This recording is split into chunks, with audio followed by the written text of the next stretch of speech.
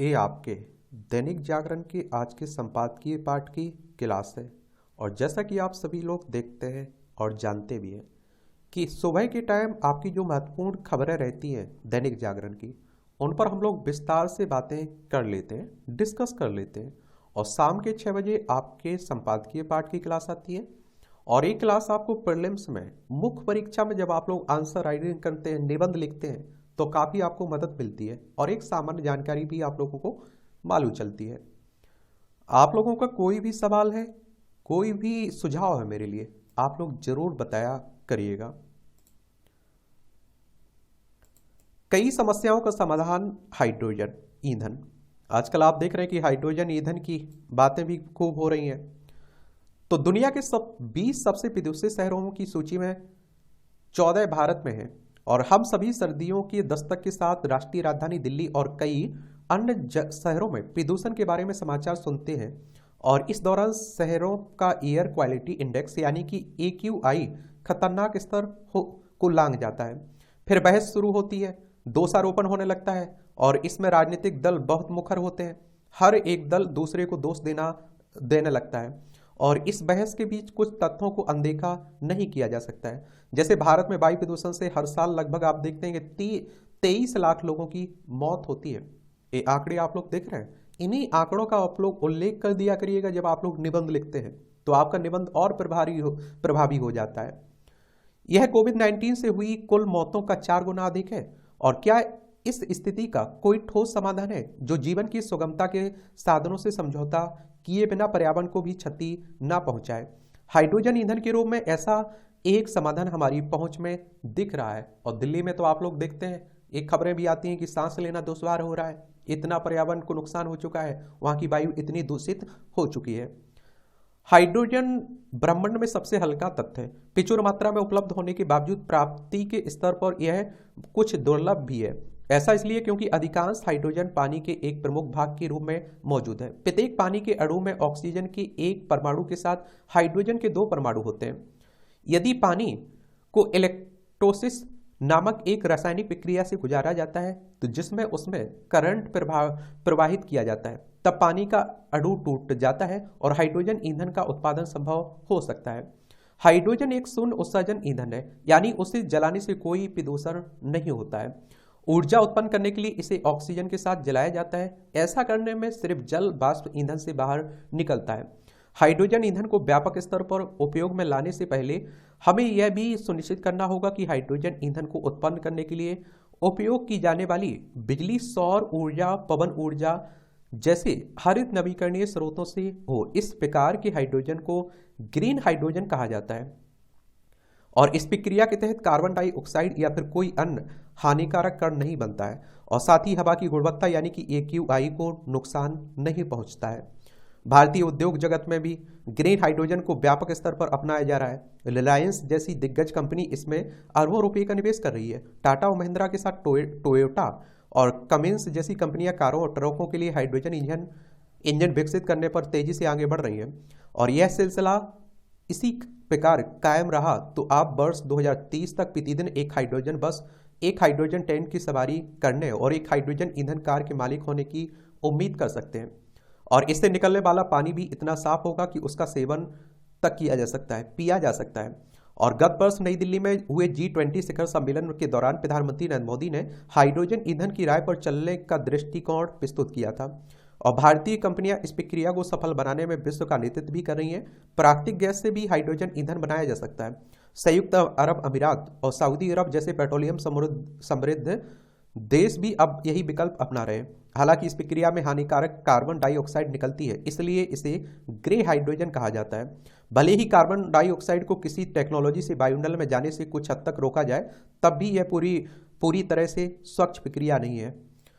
और आप देखेंगे कि विश्व के 14% कार्बन उत्सर्जन के लिए परिवहन क्षेत्र को जिम्मेदार माना जाता है। दिल्ली जैसे शहरों में तो यह आंकड़ा 30% से ऊपर है।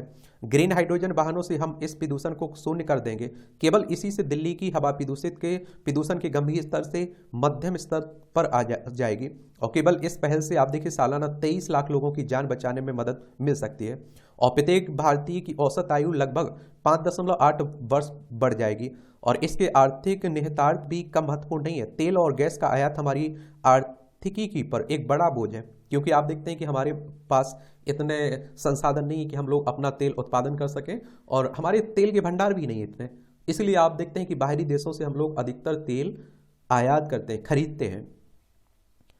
और भारत ने वर्ष 2022 में पेट्रोलियम आयात के लिए 12 लाख करोड़ रुपए का भुगतान किया था, और यह शिक्षा पर किए गए खर्च का 18 गुना है, सोचिए। और स्वास्थ्य देखभाल पर हमारे कुल खर्च का 14 गुना है।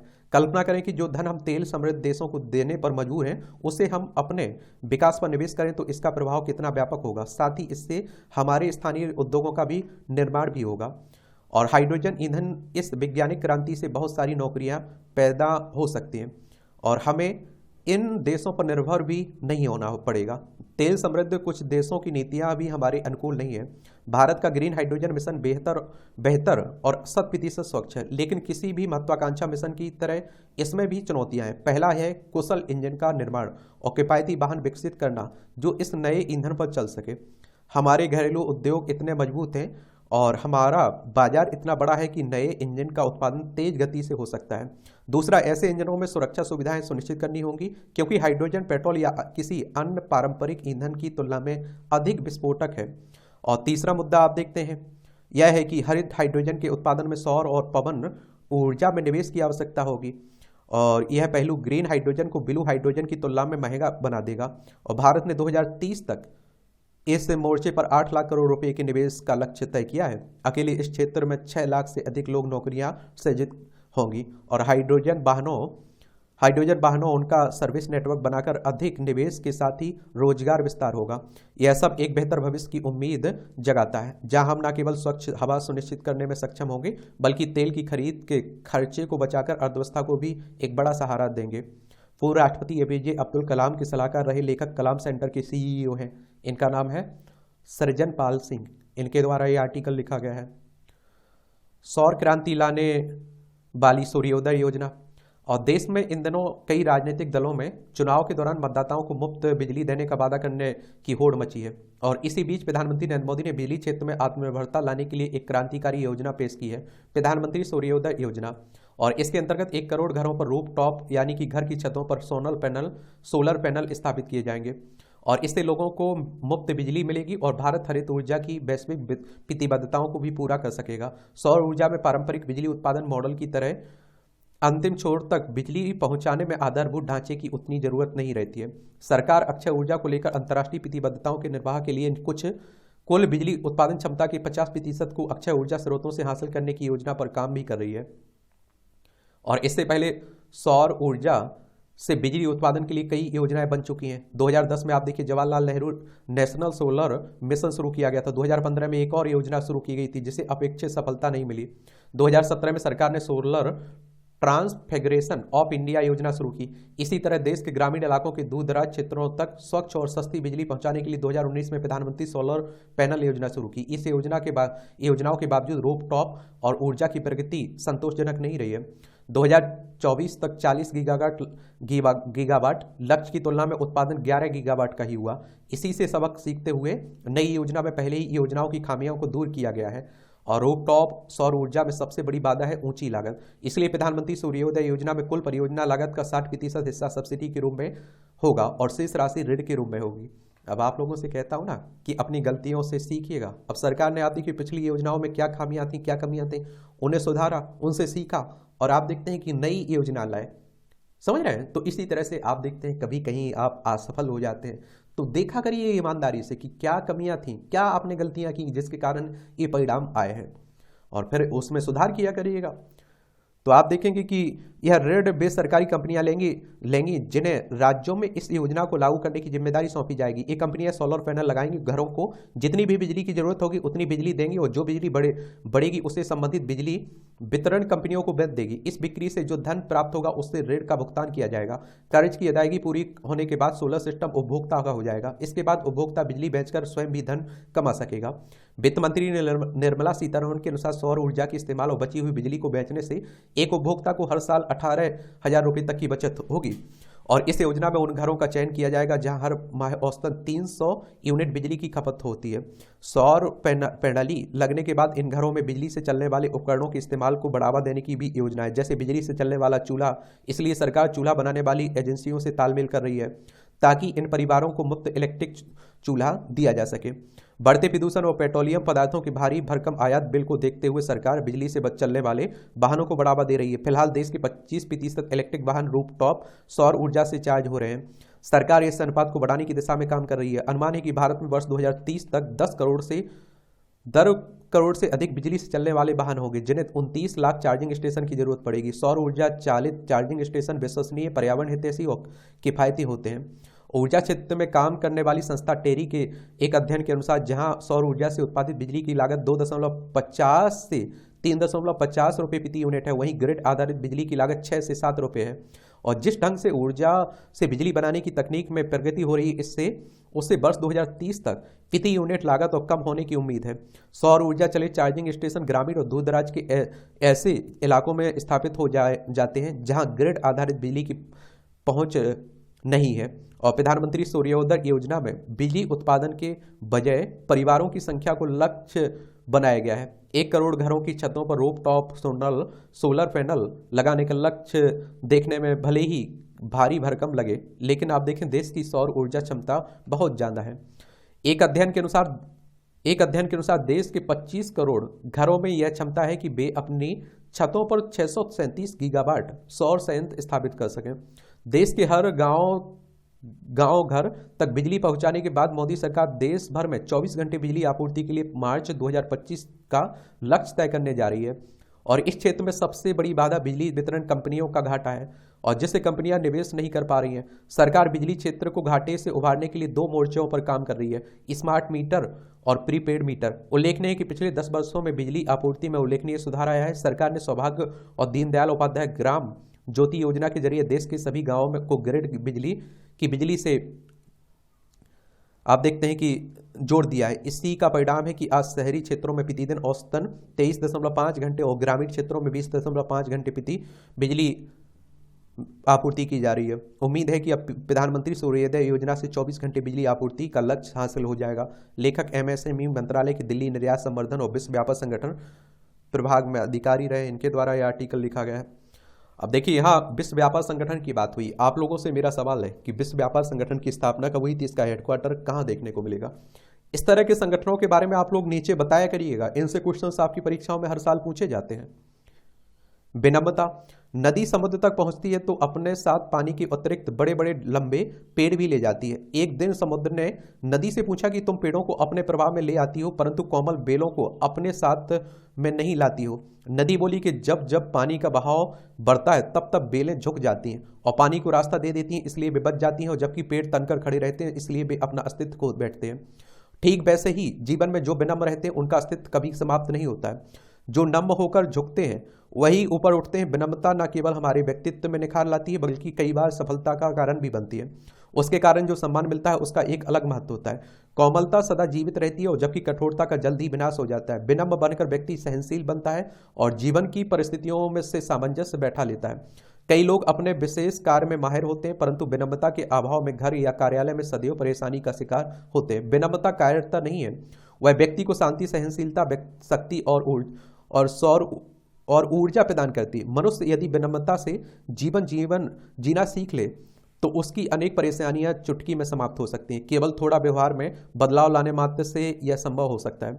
भारतीय संस्कृति में विनम्रता को व्यक्त करने के लिए प्रणाम एवं अभिवादन करने की परंपरा है। हमारे जीवन में विनम्रता बनी रहे इसलिए प्रार्थना, वंदना, स्तुतियां आदि की जाती हैं। दूसरों की सेवा, सहायता एवं दान किया जाता है। इससे हम अधिक विनम्र और कृतज्ञ बनते हैं। अर्थात हम सभी को अपने जीवन में विनम्रता को ही स्थान देना चाहिए, अहंकार को नहीं, क्योंकि अहंकार हमें तोड़ता है और विनम्रता हमें उच्च स्थितियों में पहुंचाती है। अच्छा कॉलम लिखा जाता है, देखा करिएगा, मोटिवेशनल रहता है। ये चुनावी चंदे का जटिल सवाल अभी आपने देखा है कि जो सुप्रीम कोर्ट ने असंवैधानिक करार दिया ना, इसे उसी की बात हो रही है।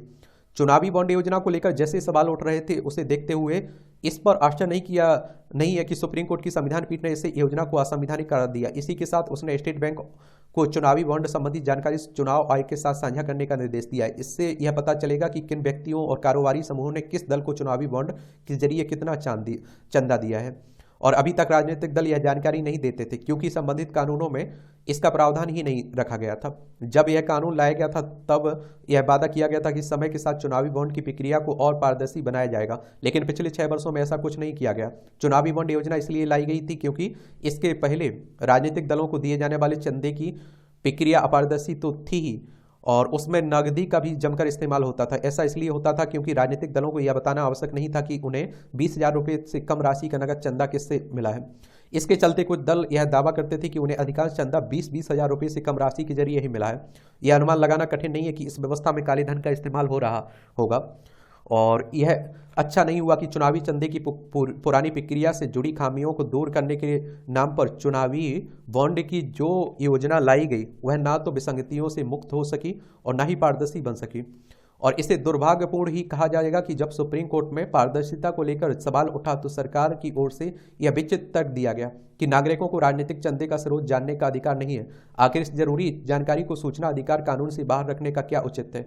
सुप्रीम कोर्ट के फैसले के बाद यह कहना कठिन है कि चुनावी चंदे की कोई पारदर्शी व्यवस्था बन पाएगी या नहीं, इसलिए लेकिन यह समय की मांग है कि जनता को यह पता चले कि राजनीतिक दलों को कौन कितना चंदा दे रहा है। देश के छोटे बड़े उद्योगपति ना जाने कब से राजनीतिक दलों को चंदा देते आ रहे हैं। यह मानने का कोई कारण नहीं है कि गोपनीय तरीके से ही चुनावी चंदा देना पसंद करते हैं। भारतीय लोकतंत्र के भले के लिए चुनावी चंदे की प्रक्रिया को साफ सुथरा बनाना और राजनीति में काले धन का इस्तेमाल रोकना आवश्यक है। इसमें विपक्ष को भी सहयोग देना होगा।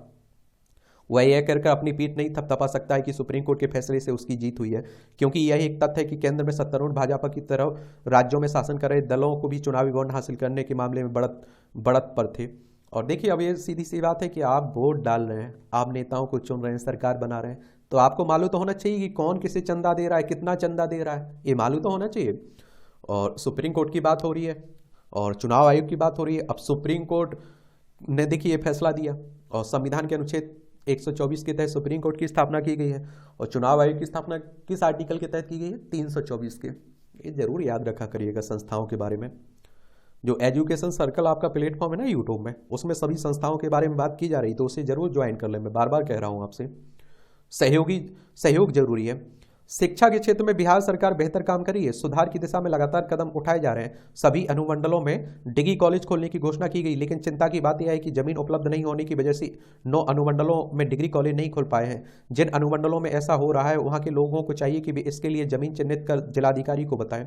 सरकार की ओर से कहा गया है कि जिन अनुमंडलों में डिग्री कॉलेज नहीं वहां प्राथमिकता के आधार पर खोला जाएगा और संबंधित अनुमंडलों में जहां भी डिग्री कॉलेज के लिए जगह मिल जाएगी वहां कॉलेज खोले जाएंगे। कहने की जरूरत नहीं कि इसके लिए स्थानीय लोगों को भी आगे आना होगा। समाज के समृद्ध लोगों को सरकार का सहयोग कर मिसाल पेश करनी होगी।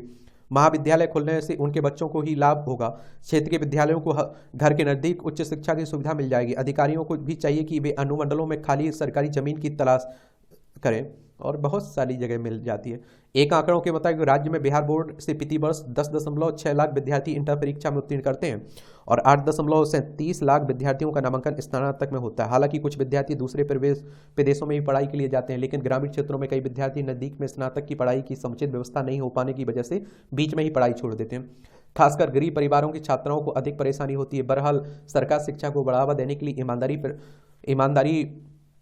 ईमानदार प्रयास कर रही है। निजी विश्वविद्यालयों की स्थापना भी हो रही है।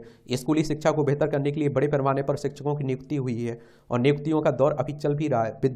विद्यालय भवनों के निर्माण के लिए भी राशि जारी की जा रही है। जिन विद्यालयों को उत्क्रमित किया गया वहाँ भवन की पर्याप्त उपलब्धता के लिए 7,000 करोड़ रुपये से अधिक की योजना को स्वीकृति भी दी गई है। और आप सोचिए, एक इंसान की मूलभूत जरूरतें क्या हैं? स्वास्थ्य, रोजगार और शिक्षा। आप सोचिए, अगर ये अच्छे से होने लगे तो बहुत सारी समस्याओं का समाधान हो जाए। पुस्तकों की ओर लौटते युवा, संसार के हर भूभाग पर पुस्तकें सदा से ही विचार, व्यवहार और संस्कार देने का माध्यम रही हैं। मानवीय मन को परिष्कृत करने का साधन रही हैं। तभी तो आज के आज के तकनीकी दौर से घिरती और गुम होती जीवन शैली में भी पुस्तकों की महत्ता बनी हुई है। हालांकि इंटरनेट मीडिया मंचों ने युवा पीढ़ी को पुस्तकों के पन्ने पलटने की आदत से थोड़ा दूर किया है, पर किताबों का साथ आज भी अपना महत्व रखता है। यही वजह है कि समय के साथ बदलती जीवन शैली से जुड़ी नई बातों और हालातों से जूझने के बाद पुस्तकों का आश्रय ही सुहाता है। पिछले दिनों ब्रिटेन में हुआ एक अध्ययन बताता है कि युवा पीढ़ी अब इंटरनेट मीडिया पर समय गंवाने की बजाय पुस्तकों की ओर लौट रहा है। और नीलसन बुक डाटा के अनुसार ब्रिटेन में पिछले वर्ष 67 करोड़ पुस्तकों की बिक्री हुई। इनमें 80% खरीदार युवा थे। और किताबों को खरीदने के मामले में ही नहीं, पुस्तकालयों में जाकर पुस्तकें पढ़ने के मामले में भी बड़ा बदलाव सामने आया। याद रहे कि बीते कुछ वर्षों में युवाओं की बड़ी आबादी में पुस्तकालय जाने की आदत कुछ छूट गई थी। इस सर्वे में सामने आया कि पुस्तकालयों में जाकर किताबें पढ़ने वाले युवाओं की संख्या 71% बढ़ी है। सुखद है कि स्क्रीन से बाहर झांकने और किताबों की ओर मुड़ने का व्यवहार कमोबेश हर देश में देखने को मिल रहा है। वस्तुतः स्मार्ट गैजेट्स के बढ़ते उपयोग के दौर में यह आम धारणा बन गई है कि पुस्तकें पढ़ने में युवा पीढ़ी की रुचि घट रही है। कुछ हद तक बात सही भी है, पर पुस्तकों का संसार इतना व्यापक और रुचिकर होता है कि इनसे पूरी तरह से कभी दूर नहीं हुआ जा सकता है। छपी हुई किताबों का आकर्षण इसी बात से समझा जा सकता है कि अमेरिका में पिछले वर्ष ऑडियो और ई बुक्स की तुलना में मुद्रित पुस्तकों की मांग में बढ़ोतरी हुई है। पुस्तकों से जुड़े मंच books on the bed site की संस्थापक हेली ब्राउन के अनुसार कथा साहित्य, अनुदित और परंपरा साहित्य संस्मरण और कहानियां युवाओं द्वारा खूब पसंद की जा रही हैं। और वहीं युवाओं के अध्ययन के मुताबिक आप देखते हैं कि 2023 में अमेरिकी नागरिकों ने कम से कम एक पुस्तक पढ़ी है और लोग वहाँ स्क्रीन पर कंटेंट पढ़ने से भी दूरी बना रहे हैं। सुखद है कि हमारे यहाँ भी युवाओं में पुस्तकें पढ़ने का रुझान बना हुआ है। और इन दिनों दिल्ली में आज चल रहे विश्व पुस्तक मेले में भी बड़ी संख्या में युवा किताबों की दुनिया से जुड़ने में रुचि ले रहे हैं। और सुखद है कि मन जीवन को सार्थक विचारों से सींचने, अनगिनत विषयों से जुड़ी जानकारी देने और सामाजिक परिवेश से जुड़ाव को जन जन तक पहुंचाती पुस्तक संस्कृति की महत्ता आज भी बनी हुई है। इस तरह के कॉलम पढ़ा करिएगा, उसको सीखने को मिलता है। ये टिप्पणियाँ हैं, पढ़ना हो तो पढ़ सकते हैं। एजुकेशन सर्कल के नाम से जो आपका टेलीग्राम चैनल है, वहाँ भी ये PDF आपको मिल जाती है, तो वहाँ से जाकर आप लोग पढ़ सकते हैं जो पढ़ना है। ये आप देखिए, सरकारी नौकरियां सुनिश्चित हो, भर्ती में पारदर्शिता प्रक्रिया। आजकल आप देख रहे हैं कि पेपर देकर आप लोग बाहर नहीं आ पाते हैं, घर नहीं पहुंच पाते हैं, वो मालूम चलता है कि पेपर आउट हो गया, पेपर में धांधली हो गई। देश भर में अधिकांश युवाओं के लिए सरकारी नौकरियां किसी सपने से कम नहीं है। ऐसे में प्रधानमंत्री नरेंद्र मोदी के नेतृत्व में केंद्र सरकार ने देश में ईमानदारी व पारदर्शिता से सरकारी नौकरियां देने की संस्कृति शुरू की है। नौकरियों के लिए आवेदन करने से लेकर परिणामों की घोषणा तक पूरी प्रक्रिया को ऑनलाइन किया गया है। और आज दस्तावेजों को सत्यापित सेल्फ अटेस्ट करना भी पर्याप्त होता है। ग्रुप C और ग्रुप D के पदों पर भर्ती के लिए साक्षात्कार भी खत्म हो गए हैं। सरकार द्वारा भर्ती प्रक्रिया को पारदर्शी और निष्पक्ष बनाए जाने से नौकरियों में भ्रष्टाचार और भाई भतीजावाद खत्म हुआ है और इससे हर युवा को अपनी योग्यता साबित करने का समान अवसर मिलने लगा है। सरकार का बहुत जोर है कि भर्ती प्रक्रिया एक तय समय के भीतर पूरी कर ली जाए। सरकारी भर्तियों में बहुत समय लगता था और पदों की संख्या भी अधिक होती थी और श्रेणियां भी अधिक बनती थी। भर्ती प्रक्रिया में बदलाव। केंद्र सरकार द्वारा भर्ती प्रक्रिया में योग्यता को प्राथमिकता प्रदान करने के साथ साथ भ्रष्ट आचरण पर रोक लगाने के उद्देश्य से चयन प्रक्रिया में उल्लेखनीय बदलाव किए गए। भर्ती की बोझिल प्रक्रिया को आसान बनाने के लिए लंबे समय से ऐसी किसी भर्ती एजेंसी की मांग हो रही थी जो सब नौकरियों के लिए कॉमन हो। इसके लिए अब सरकार ने राष्ट्रीय भर्ती एजेंसी का गठन किया। यह ऐतिहासिक सुधार है और इसके जरिए भर्ती, चयन, नौकरी तीनों में आसानी होगी। यह एजेंसी केंद्र सरकार और पब्लिक सेक्टर बैंकों के नाम गजेटेड पदों पर भर्ती की प्रक्रिया में एकरूपता लाएगी। भर्ती परीक्षाएं आयोजित करने वाले मौजूदा तंत्र पर दबाव कम होगा। इस नवीन व्यवस्था से बेरोजगार नवयुवकों को पूरी पारदर्शिता से प्रतिभा प्रदर्शन के इस एकीकृत प्लेटफॉर्म से नई ऊर्जा दी है और भर्ती एजेंसी प्रतियोगी परीक्षा संपन्न करने वाली वर्तमान में कार्यरत 20 से अधिक निकायों का विकल्प होगी। हर साल औसतन देश में आप देखते हैं कि केंद्रीय स्तर पर 5 लाख व राज्य स्तर पर 9 लाख पदों पर भर्ती होगी और नवगठित नेशनल रिक्रूटमेंट एजेंसी यानी कि NRA केवल प्राथमिक स्तर प्रारंभिक परीक्षा की ही परीक्षा आयोजित करवाएगी। अर्थात इसमें आप देखते हैं इससे नौकरी के लिए इच्छुक प्रतियोगी छात्र केवल अगले स्तर की परीक्षा देने हेतु पात्र माने जाएंगे और ना आप देखते हैं ना कि सीधे नौकरी मिल जाएगी। और साथ ही अभी भी विभिन्न भर्ती बोर्ड की परीक्षा में सम्मिलित होने के से केवल प्रारंभिक परीक्षाओं से ही निजात मिली है। अगले चरण का परीक्षाओं के लिए आवेदन तथा परीक्षाओं में सम्मिलित होने की जरूरत अभी भी रहेगी। यहाँ एक सुझाव यह है कि सरकार को अगले स्तर की परीक्षाओं को करवाने का जिम्मा भी राष्ट्रीय भर्ती एजेंसी को सौंपे जाने पर गंभीरता से विचार करना चाहिए। साथ ही सी तथा डी ग्रुप की सरकारी नौकरियों में बहुस्तरीय परीक्षा करवाने का विकल्प हटा देना चाहिए। इससे समय और धन और संसाधनों की बर्बादी होती है। अगर इस सुझाव पर अमल की दिशा में आगे बढ़ा जाता है तो भर्ती प्रक्रिया में पारदर्शिता को बढ़ावा मिलने के साथ साथ कीमती समय और संसाधनों की भी बचत होगी। पेपर लीक पर प्रभावी रोक। और ऐसे समय में जब नौकरियों से जुड़ी प्रतियोगी परीक्षाओं में नकल तथा पेपर लीक जैसी धांधलियों की खबरें अक्सर आती हैं, केंद्र सरकार द्वारा लाया गया हालिया लोक परीक्षा अनुचित साधनों का निवारण विधेयक एक महत्वपूर्ण कदम है और इस पहल से नौकरियां तलाश रहे युवाओं में नई उम्मीद जगी है। वस्तुतः नियुक्ति प्रक्रिया में भ्रष्टाचार युवा समाज में कुंठा और अवसाद पैदा करता है तथा परीक्षाओं में गड़बड़ियों की बातें सामने आने के बाद कई उम्मीदवार टूट जाते हैं। हमारे देश में राज्यों के स्तर पर सरकारी नौकरियों के लिए भर्ती प्रक्रिया की जो दुर्गति है उसका खामियाजा बेरोजगार युवाओं को भुगतना पड़ता है। सरकारी नौकरियों की भर्ती प्रक्रिया में पक्षपात, रिश्वत, रसूख, सिफारिश वगैरह का बोलबाला छिपी बात नहीं है। वर्तमान में रोजगार की कमी युवाओं को पहले से ही बेचैन किए हुए, ऊपर से चयन प्रक्रिया से उनका भरोसा भी उठ जाए तो इसके घातक नतीजे हो सकते हैं। आम लोगों में यह विश्वास बन जाना घोर दुर्भाग्यपूर्ण है कि बिना सिफारिश की सरकारी नौकरी नहीं मिलती। हालांकि केंद्रीय सेवाओं की नौकरियों में भ्रष्टाचार की समस्या कम गंभीर है, लेकिन राज्यों की भर्ती आयोगों का हाल ज्यादा खस्ता है। उम्मीद की जा रही है कि पेपर लीक से जुड़ा सख्त कानून अमल में आने पर परीक्षा व्यवस्था के प्रति परीक्षार्थियों का भरोसा बढ़ेगा।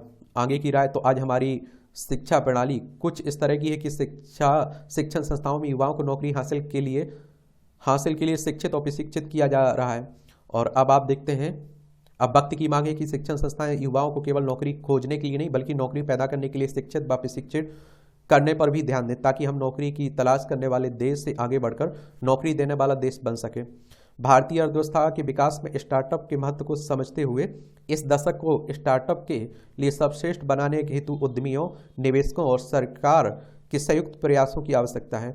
और इसके लिए आप देखते हैं, इसके अलावा सरकार को इस बात पर भी नज़र बनाए रखनी होगी कि देश का स्टार्टअप सिस्टम न केवल मजबूत बना रहे बल्कि आगे चलकर विश्व में उसकी रैंकिंग और बेहतर हो।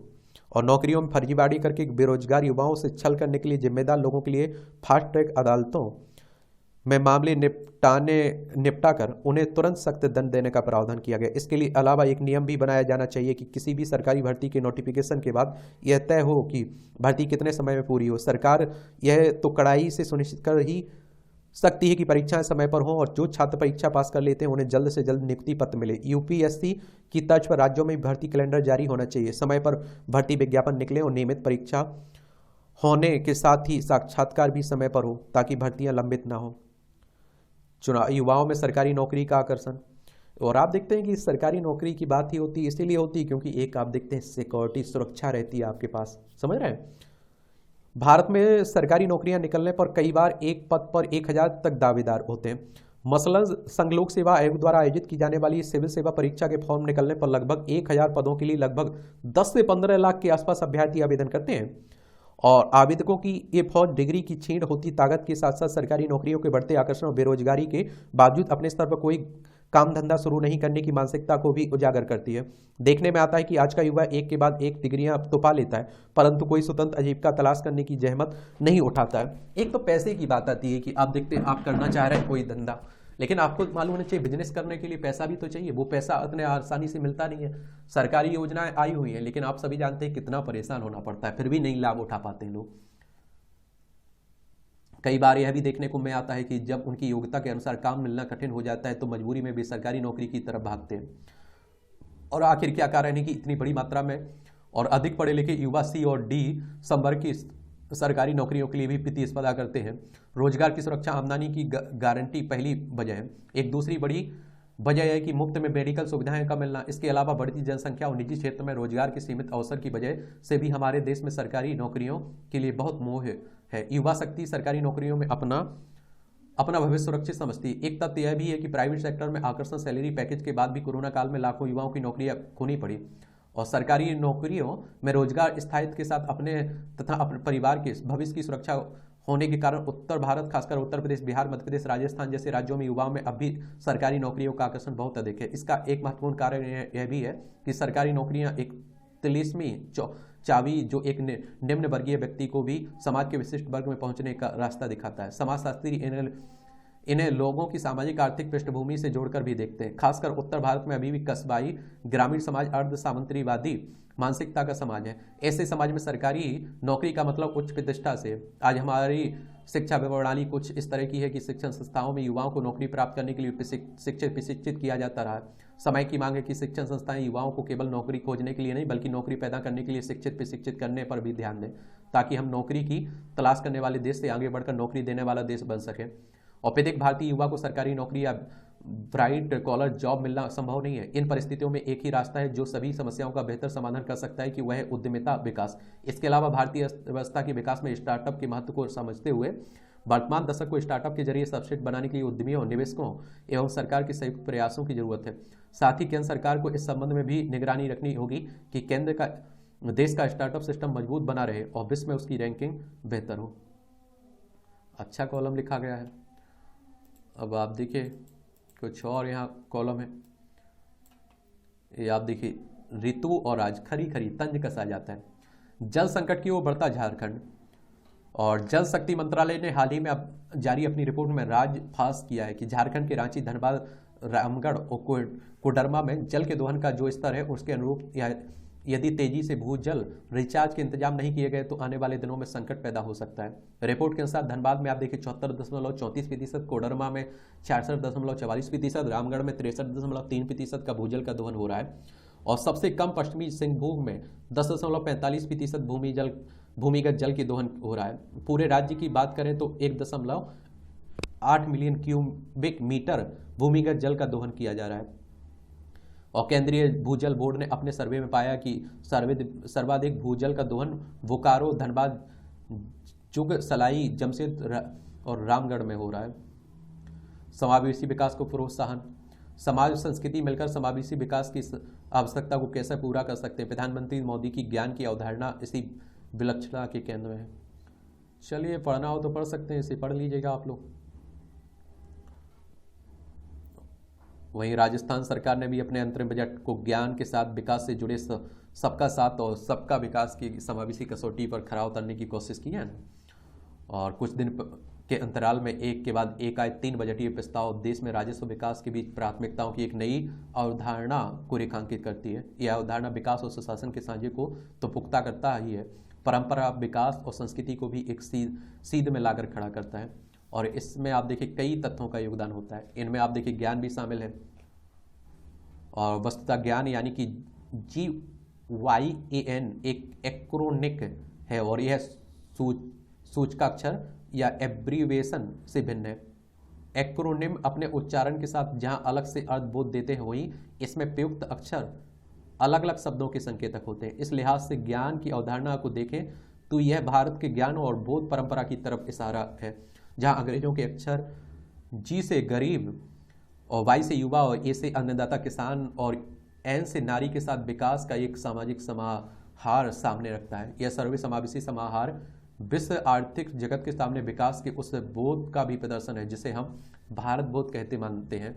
और इस तरह सांस्कृतिक राष्ट्रवाद के विमर्श में अर्थ और उससे जुड़े सरोकारों का विनियोग भारत पहली बार देख रहा है। चलिए देख सकते हैं। और इस तरह से आप देखेंगे कि आज के संपादकीय पाठ की कहानी खत्म होती है। आप लोग पढ़ते रहिए, एंजॉय करते रहिए। मेरी तरफ से शुभकामनाएं, ईमानदारी से मेहनत करिए आप लोग। धन्यवाद।